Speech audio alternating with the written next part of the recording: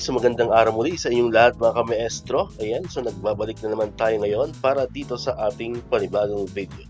Pero bago natin talakayin itong ating video natin ngayon mga ka-maestro, kung bago ka pa lang dito sa aking YouTube channel, huwag mong kakalimutan na mag-like, mag-comment, mag-share at syempre, i-subscribe mo na rin itong ating YouTube channel, El Maestro Sir Anton Official.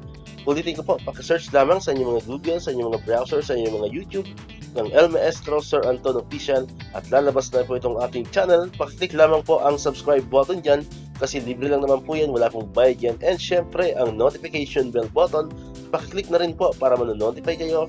Always updated kayo every time na may mga bago tayong upload na video katulad nito. Alright, so nabanggit ko na kanina ka-maestro, meron tayo ngayong panibagong video. Ang video natin ngayon mga ka-maestro ay pag-usapan naman natin itong DepEd PBB 2021 para po muli ito sa mga non-teaching personnel o yung mga SDO personnel. Update po yan ngayong araw, May 2, 2024. Ayan.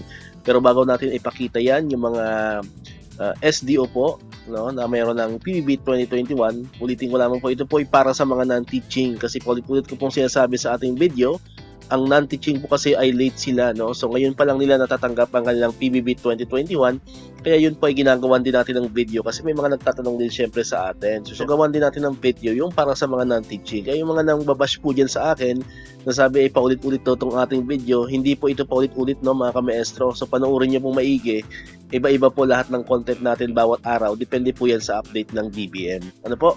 So hindi po ito paulit-ulit, ha, kagaya ng sinasabi ng ibang nang babash sa atin dyan. Shout out sa inyo, no? Yung mga nang babad sa atin dyan mga ka-maestro. Ayan. So ito po ay ulitin natin para po ito sa mga non-teaching personnel na PBB 2021. Ayan. So unahin po natin itong Division of Romblon. Ayan, nakalagay dyan, to cover the grant of fiscal year 2021 performance-based bonus. Ayan, for the SDO Romblon. Next po ay ang Division of Marinduque. Ayan, nakalagay dyan, for fiscal year 2021 performance-based bonus for qualified officials. Next po, ikatlo, ay ang Division of Occidental Mindoro. Ayan, nakalagay dyan, grant of fiscal year 2021 performance-based bonus to qualified officials and employees. Next is Division of Calapan City. Ayan, nakalagay dyan, grant of fiscal year 2021 performance-based bonus to qualified officials and employees. At ang ikahuli po, ang ikalima ay ang Division of Oriental Mindoro. Ayan, nakalagay dyan, grant of fiscal year 2021 performance-based bonus for qualified officials and employees. So far po, yan po yung limang SDO, no, na mayroon pong PBB 2021 SARO para sa kanilang mga non-teaching personnel. Ayan, ulitin po natin, ito ay para sa non-teaching personnel.